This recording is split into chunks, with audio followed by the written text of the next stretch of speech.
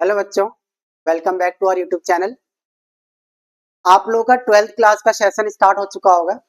ठीक है, 12th की मैथमेटिक्स का चैप्टर 3 मैट्रिक्स काफी इजी चैप्टर है। तो नए सेशन में मैट्रिक्स से ही स्टार्ट करते हैं। ठीक है, ताकि आपके अंदर एक कॉन्फिडेंस बिल्डअप हो सके। ठीक है ना। तो मैट्रिक्स और डिटरमिनेंट ये काफी इजी चैप्टर है क्लास 12th की। तो पहले जो हम लोगों का टारगेट रहेगा मैट्रिक्स और डिटरमिनेंट को खत्म करना। तो स्टार्ट करेंगे मैट्रिक्स से। ठीक है ना। मैट्रिक्स है क्या, ये हम लोग का पहला लेक्चर है। पहले लेक्चर में हम लोग यही जानेंगे कि मैट्रिक्स है क्या। ठीक है ना। मैट्रिक्स का इंट्रोडक्शन, मैट्रिक्स का बेसिक्स जानेंगे हम लोग। ठीक है, तो स्टार्ट करते हैं। हमारे पास देखो कुछ डेटा है।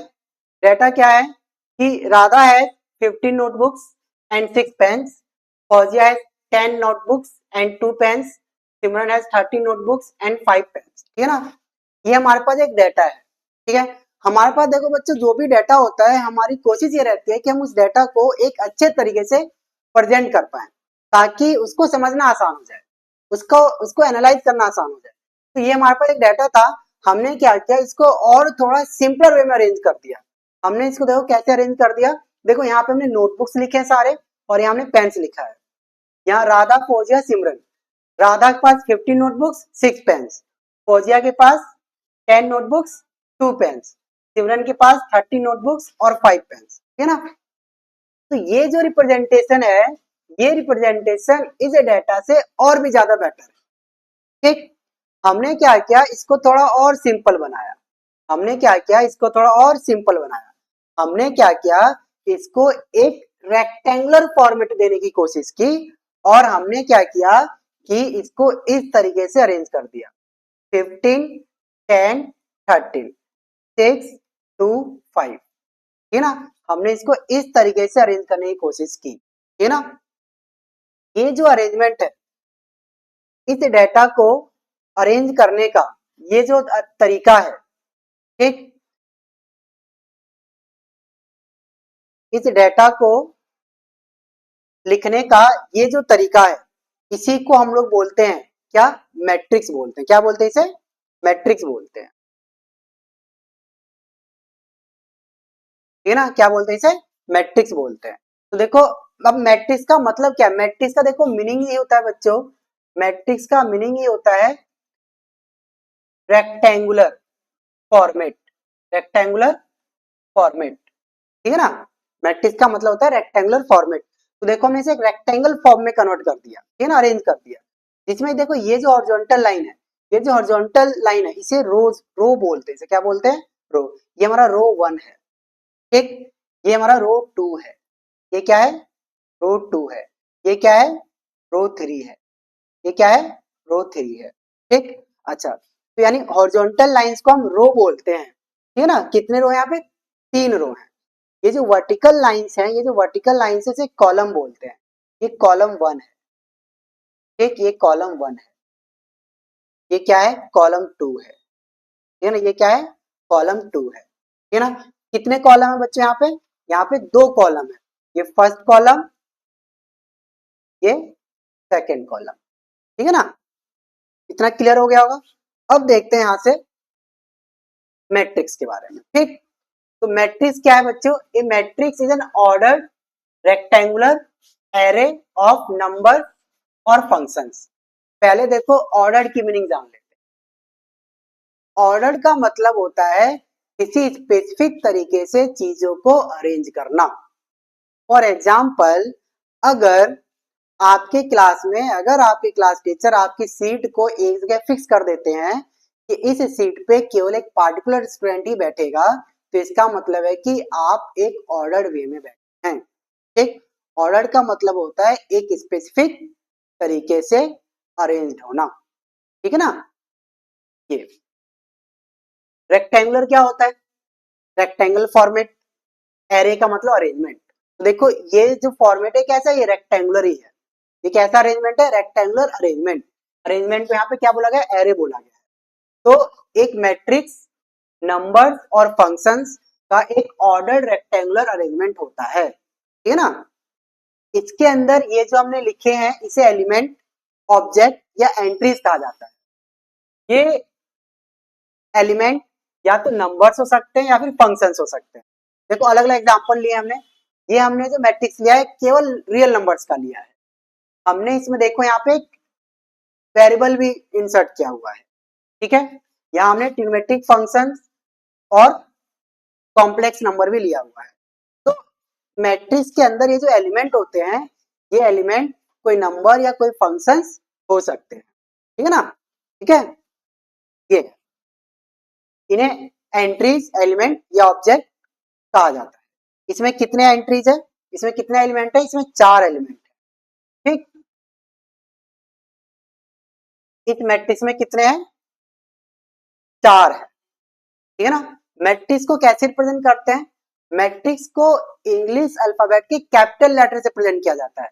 जैसे कैपिटल ए से रिप्रेजेंट किया है, इसे कैपिटल ए से रिप्रेजेंट किया है।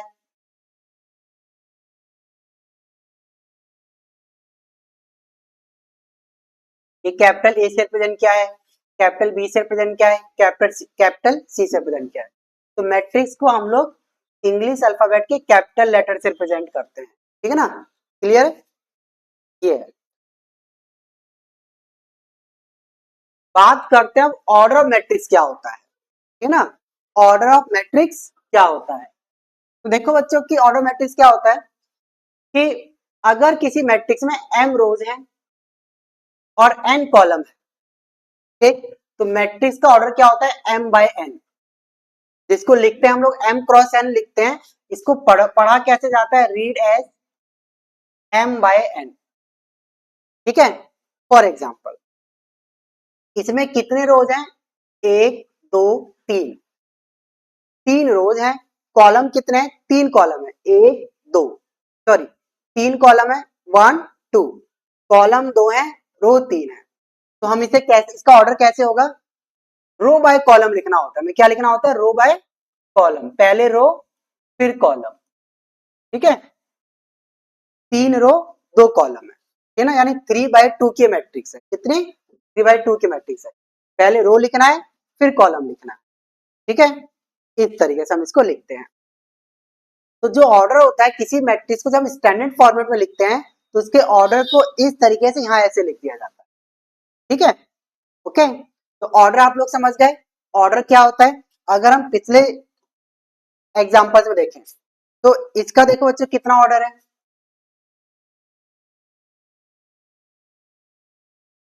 इसका कितना ऑर्डर है, ये 2/2 की मैट्रिक्स, 2 रो है 2 कॉलम है ना।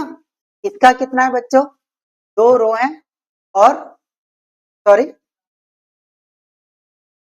3 रो है और 2 कॉलम है, 3/2 की मैट्रिक्स है, ठीक। ओके, इसमें कितने हैं, 3 रो है 3 कॉलम है, ठीक है ना। ये 3/3 की मैट्रिक्स है। ओके, ये 2/2 की है, ये 3/2 की है, ठीक है। मेरे ख्याल से ऑर्डर समझ में आ गया होगा, ठीक है ना। इसमें आपको एक और चीज मैं आपको बता दूं कि जब हम m बाई n लिख रहे हैं तो इसका मतलब ये बिल्कुल नहीं है कि हम m को n से मल्टीप्लाई कर रहे हैं। ये केवल एक फॉर्मेट है ऑर्डर को लिखने का। इसे लिखा जाता है m क्रॉस n। पढ़ते कैसे हैं इसे, read m by n, m by n इसे पढ़ा जाता है। जैसे 3/2 की मैट्रिक्स है, ये हम इसे इस तरीके से लिखते हैं 3x2 करके। अगर हमें ये जानना है कि इस मैट्रिक्स में कितने एलिमेंट हैं, ठीक, उस केस में हम लोग इसे मल्टीप्लाई करके लिखते हैं। जैसे नंबर ऑफ एलिमेंट अगर हमें लिखना हो बच्चों, अगर हमें नंबर ऑफ एलिमेंट लिखना हो तो हम इसे लिखेंगे 3 मल्टीप्लाई बाय 2 यानी 6। अब इसे मल्टीप्लाई किया जाता है, ठीक है ना। अगर आपको नंबर ऑफ एलिमेंट निकालने हैं तो रो, नंबर ऑफ रो और नंबर ऑफ कॉलम को आपस में मल्टीप्लाई कर दिया जाता है, ठीक है ना। क्लियर है, इस तरीके से। अब मैट्रिक्स का देखो क्या होता है, एक स्पेसिफिक, मैट्रिक्स के हर एक एलिमेंट का क्या होता है कि स्पेसिफिक पोजीशन होता है। और वो कैसे होता है, जैसे ध्यान देना बच्चों कि हमने एक मैट्रिक्स लिया है, इसमें इसका जो ऑर्डर है वो m बाय n है, यानी m रो और n कॉलम है। ये हमारा फर्स्ट कॉलम, ये फर्स्ट रो, 1 A11, ये जो A11 लिखा है पहला जो है ये रो को रिप्रेजेंट करता है, ये जो दूसरा है ये कॉलम को रिप्रेजेंट, ये कॉलम की पोजीशन बताता है। इस तरीके से मैट्रिक्स के किसी भी एलिमेंट की पोजीशन को हम लोग बता सकते हैं। ठीक है, A12 ये फर्स्ट रो और सेकंड कॉलम का एलिमेंट है, ठीक है ना। अब जैसे तो अब मैट्रिक्स के हर एक एलिमेंट को हम लोग लिखते कैसे, ए आई जे करके, ए आई जे करके लिखेंगे। यहाँ पे मैंने आपको बताया जो आई है ये नंबर ऑफ रो को रिप्रेजेंट करेगा और ये जो जे है ये नंबर ऑफ कॉलम को रिप्रेजेंट, ठीक है। एम बाय एन ये हमारा ऑर्डर है, एम बाय एन क्या ये ऑर्डर है, ठीक। तो ये जो आई आई हमारा क्या नंबर ऑफ रो को रिप्रेजेंट करता है, तो ये जो आई की जो वैल्यू है यानी ये 1 2 2 एम एम, ये जो आई की जो वैल्यू है, पहले हम आई की वैल्यू लिखते हैं। ये जो आई की जो वैल्यू है वो मैक्सिमम कितना होगा एम और मिनिमम कितना होगा 1, 1 से लेके एम तक इस आई की वैल्यू होती है। और ये जे हमारा क्या नंबर ऑफ कॉलम होता है, इसकी वैल्यू कहां से कहां तक होती है, इसकी वैल्यू 1 से n तक होगी, ठीक है ना। n से ज्यादा इस j की वैल्यू नहीं हो सकती, 1 से कम नहीं होगा, 1 और n के बीच में 1 हो सकता है और n हो सकता है, ठीक है ना। ओके, अब जैसे मान लो हमारे पास कोई मैट्रिक्स, हमने कोई मैट्रिक्स ले लिया है, मान लो हमने मैट्रिक्स ली 1 2 4 6 ले, ठीक। अब अगर मुझे यहाँ पे कोई कहे अच्छा बताओ A21 यहाँ पे कौन सा एलिमेंट है, तो आपको पहले देखना है second row first column, second row first row second row, ये हमारा फर्स्ट सेकेंड रो हो गया, फर्स्ट कॉलम यानी ये वाला एलिमेंट है, ये हमारा 4 हो, ठीक। अगर हम यहाँ पे हमें कोई बोले A22 बताओ, A22 बताओ,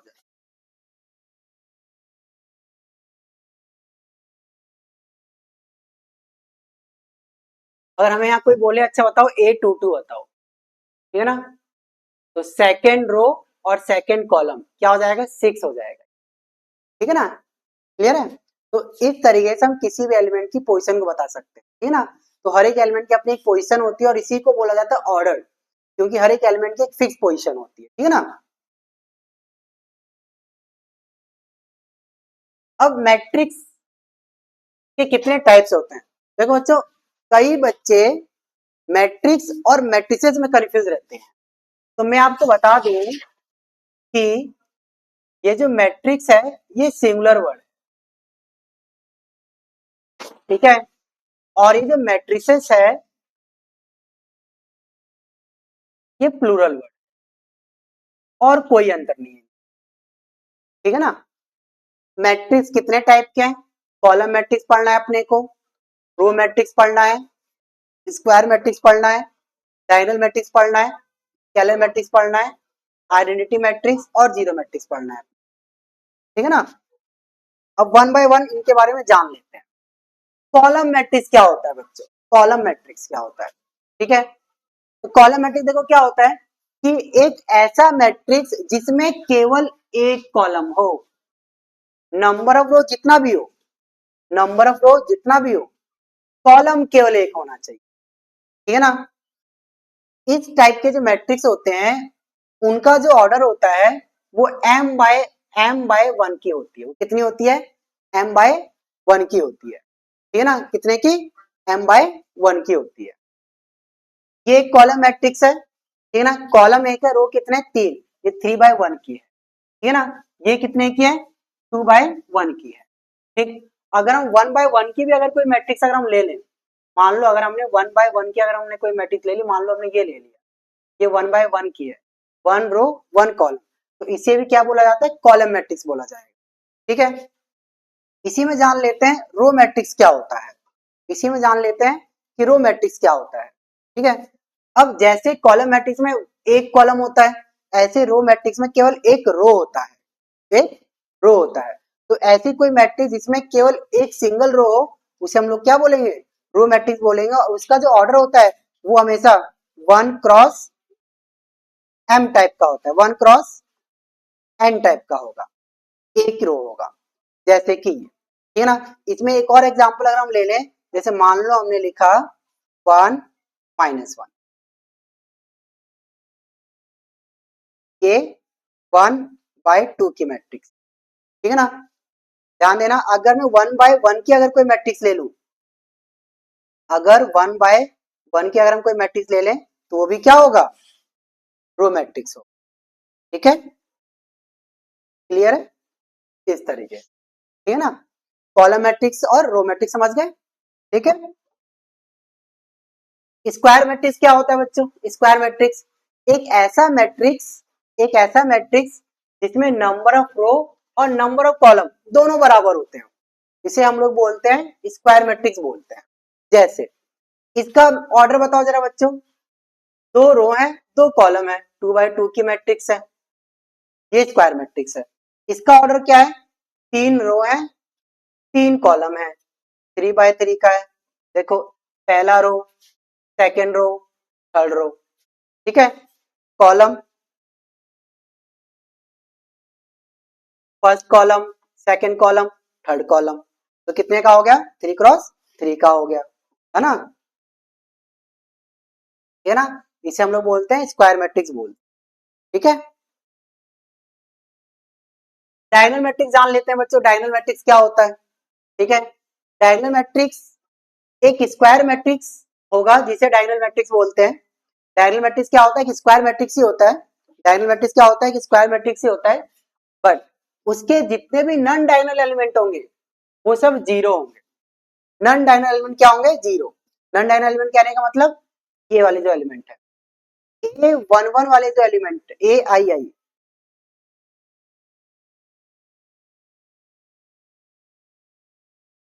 इसमें क्या होगा, AIJ,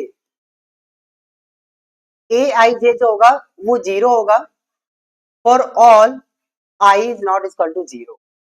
ठीक है ना, देखो मैंने आपको बताया ना, ये AIJ जो है, I और J, ये रो और कॉलम को रिप्रेजेंट करता है, यानी कि अगर I और J अगर बराबर नहीं है तो वो एलिमेंट आपका क्या होगा, जीरो होगा। और अगर AIJ is not equal to zero, ठीक है, फॉर ऑल I,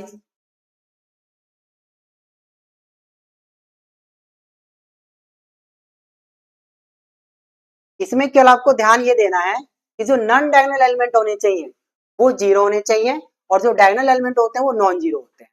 ठीक है ना, तो डायगोनल एलिमेंट क्या है, A11 टाइप के जो एलिमेंट है, A11, A22, A33, ये हमारे डायगोनल एलिमेंट होते हैं।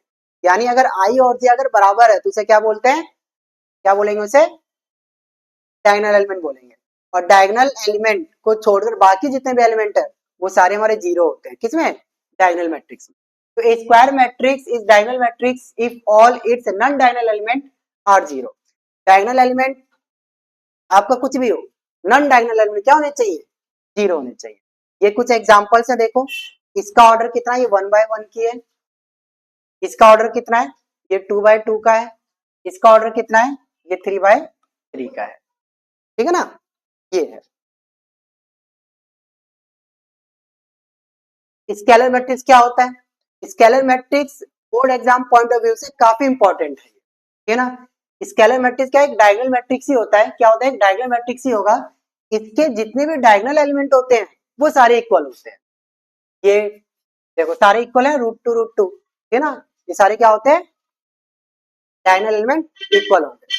यानी इसमें क्या होता है, AIJ equal to zero for all I is not equal to J।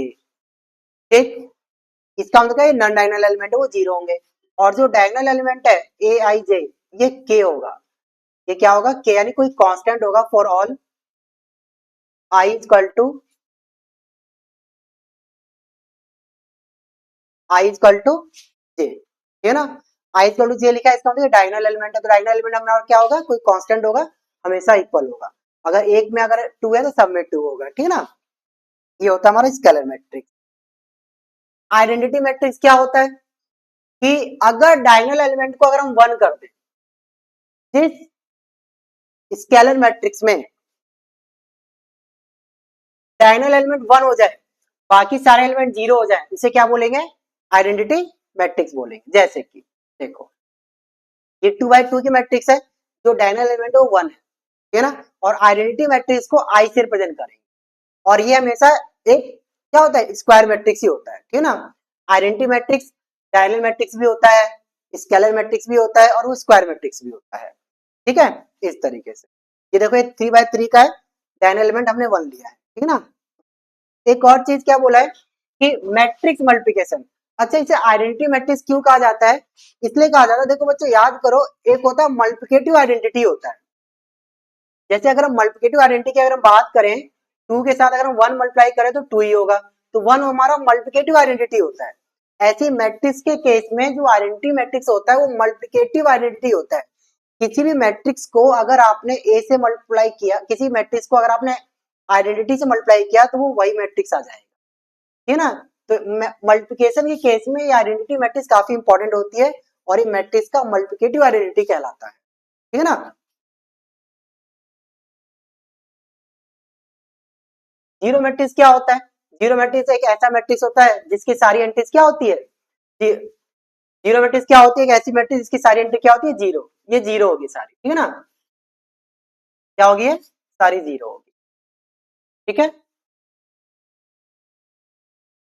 एक ऐसी मैट्रिक्स जिसके सारी एंट्रीज क्या हो जीरो, से क्या बोलेंगे, जीरो मैट्रिक्स बोलेंगे, या फिर उसे नल मैट्रिक्स भी कहा जाता है, ठीक है। इक्वलिटी ऑफ मैट्रिक्स या मैट्रिक्स इक्वलिटी, ये क्या होता है, दो मैट्रिक्स कब इक्वल होती है, two matrices are equal if order is same. दो मैट्रिक्स हमारे कब इक्वल होंगे, अगर उसका ऑर्डर क्या है, सेम है, ठीक है, और उसके अगर कॉरस्पॉन्डिंग एलिमेंट्स अगर इक्वल है, और उसके अगर कॉरस्पॉन्डिंग एलिमेंट्स इक्वल है, ठीक है ना। दो मैट्रिक्स हमारी इक्वल कब होगी, जब उसके ऑर्डर सेम होंगे और कॉरस्पॉन्डिंग एलिमेंट्स क्या होंगे, उसके इक्वल होंगे। जैसे एक मैट्रिक्स हमने ये लिया है और दूसरी मैट्रिक्स हमारी क्या है, ये है। देखो इसमें A112 है, यहाँ भी A112 है, यहाँ देखो A12 हमारी 3 है, यहाँ भी A123 है, यहाँ हमारा A210 है, यहाँ भी A210 है, यहाँ A221 है, यहाँ भी A221 है, यानी कॉरस्पॉन्डिंग एलिमेंट्स अगर इक्वल होंगे तो उसे हम क्या बोलेंगे कि वो मैट्रिक्स इक्वल है, ठीक है। ये दोनों मैट्रिक्स इक्वल नहीं है, देखो, ठीक है, यहाँ पे A112 है और यहाँ पे A113 है, तो ये दोनों इक्वल नहीं है, ठीक है ना। इसका एक एग्जांपल देखते हैं,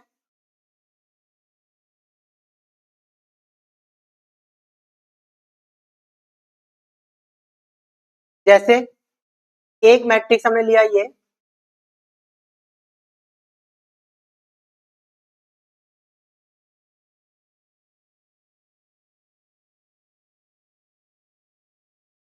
हमने बोला ये जो मैट्रिक्स है ये इक्वल है, ठीक है ना। अगर ये दोनों मैट्रिक्स अगर इक्वल है, मैट्रिक्स अगर ये इक्वल है, ये जो कॉरस्पॉन्डिंग एलिमेंट्स है वो क्या होंगे, इक्वल होंगे, यानी x हमारा -5 के साथ इक्वल हो जाएगा और जो y है वो 4 के साथ इक्वल, ठीक है ना। तो दो मैट्रिक्स अगर इक्वल है तो हम उसके कॉरस्पॉन्डिंग एलिमेंट्स को क्या कर सकते हैं, इक्वल कर सकते हैं, कंपेयर कर सकते हैं। और दो मैट्रिक्स इक्वल तभी होगा जब उसके ऑर्डर सेम होंगे और कॉरस्पॉन्डिंग एलिमेंट्स इक्वल होंगे, ठीक है। तो ये था बच्चों मैट्रिक्स का इंट्रोडक्शन और काफी बेसिक, ठीक है ना। मैं आपको बता दूं, देखो मैट्रिक्स का देखो बच्चों एप्लीकेशन क्या होता है, मैट्रिक्स का जो एप्लीकेशन होता है कि लीनियर इक्वेशन के सिस्टम को सॉल्व करने के लिए मैट्रिक्स का यूज किया जाता है एक टूल्स की तरह, ठीक है ना। नेटवर्क एनालिसिस, ग्राफिक डिजाइनिंग और एनिमेशन में मैट्रिक्स का काफी ज्यादा यूज है, ठीक है ना। ये इसके कुछ रियल लाइफ एप्लीकेशंस हैं जो कि आप आगे अगर कंप्यूटर फील्ड में अगर जाओगे तो आप वहां इसको एक्सपीरियंस करोगे, ठीक है ना। तो अगर आपको अगर वीडियो अगर काफी अच्छी लगी हो, ठीक है ना, तो आप इसे सब्सक्राइब करो, दोस्तों के साथ शेयर करो और लाइक करो और कमेंट करो। Thank you.